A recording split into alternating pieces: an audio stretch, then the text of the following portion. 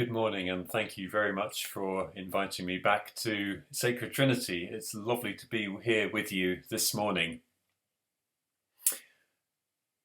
Some Greeks at the festival in Jerusalem said, "We wish to see Jesus." But if you'd been there, and if you had said this, if you had wished to see Jesus, how do you imagine you'd have found him? What were the Greeks expecting? A great teacher? A miracle worker? A prophet, like one from the old days in the ancient scriptures? On that day, we read that Jesus was none of those things in particular, but he was troubled. By his own admission, he said, "Now my soul is troubled." I imagine that would be obvious by looking at him.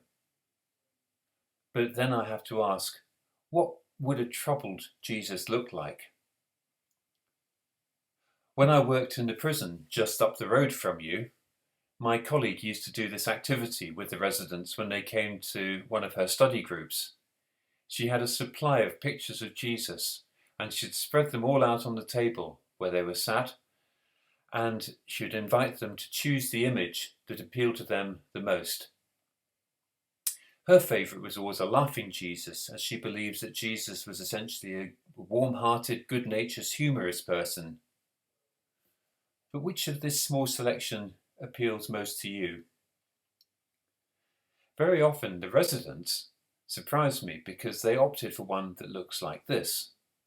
One of those Victorian pastoral images of Jesus, popular in old-fashioned Sunday school books. I'll admit to being confused by their choice. I'd have thought they'd have been drawn to a more vibrant Jesus.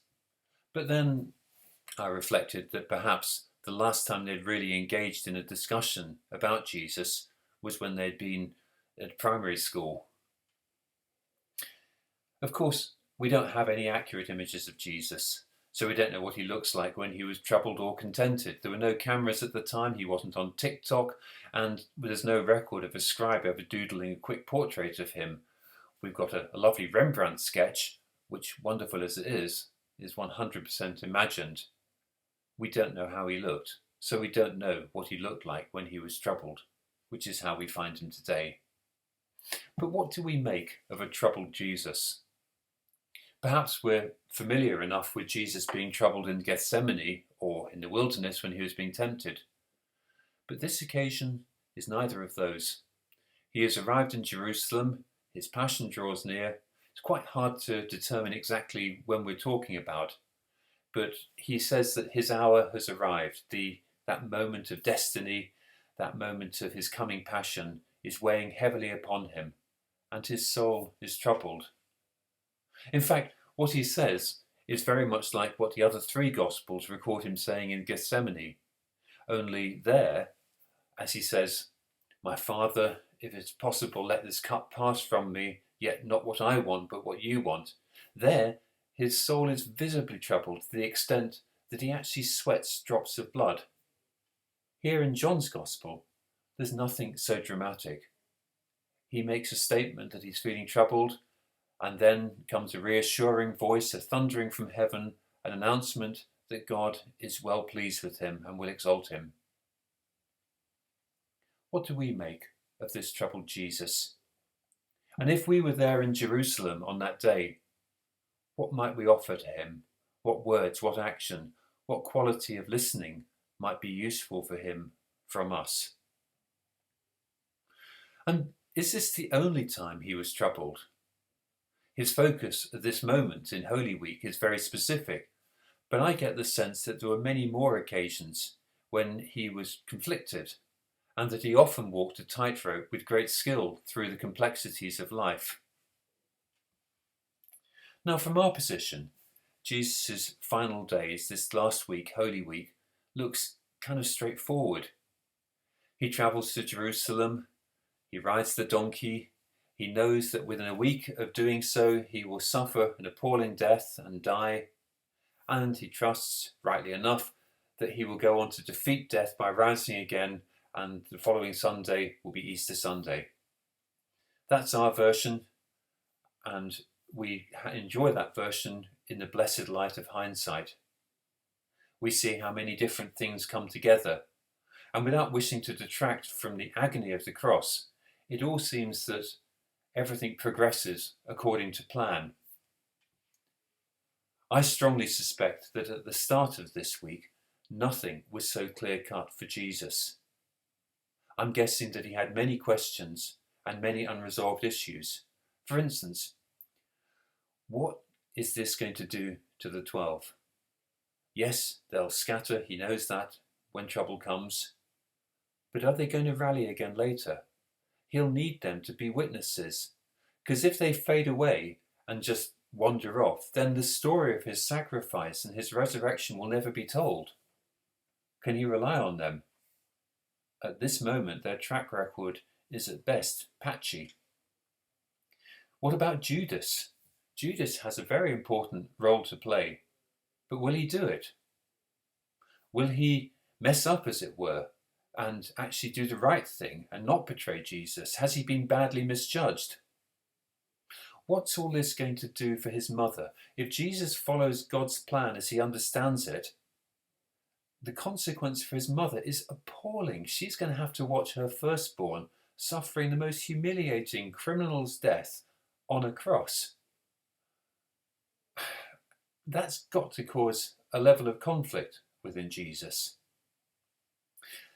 Will he rise again? Can we even ask if Jesus questioned this in the week leading up to his death? Maybe we can, because no one else had ever achieved what he was attempting. He planned to allow himself to be arrested, humiliated, executed, and then what next? Now, at some point in the past, the notion of resurrection had burned very clearly in his mind. But does it still burn so brightly now, as his time of suffering draws closer? Did he wonder, is this actually going to work? Is this going to be worthwhile? We don't know. We're not privy to all of Jesus' internal monologues in Holy Week, but he does tell us at the start, "Now my soul is troubled. And what shall I say? Father, save me from this hour. No, it is for this reason that I've come to this hour." I've got some further thoughts on being troubled. And in the spirit of 1066 and all that, I'm wondering if being troubled can be called a good thing or a bad thing. It's mainly a good thing. Good thing because this world is a troubling place. Good thing because being troubled might stop us from diving in feet first into a complex situation without weighing anything up and without praying beforehand. Good thing because if Jesus is our role model and he was troubled, if this was one of his responses to a complex world, then it must be okay. But it's a bad thing if we become so troubled that we end up stymied and we freeze and we find ourselves unable to make any decision and then never do anything. Jesus was troubled, but he didn't freeze. He somehow lived with many conflicting questions. He prayed, he thought through these, he made decisions, he stayed faithful to God, and he pressed on. And for us now, I think this is a comfort, because he knows what it's like to be troubled. And when we find ourselves in complex situations, blundering along, not sure what our next step is, dazzled by certain clarities and suspicious of others, we might find that Jesus is drawing alongside us as one who fully understands what it is to be troubled, and yet is able to discern God's way forward and persist, and give us grace to do the same. Amen.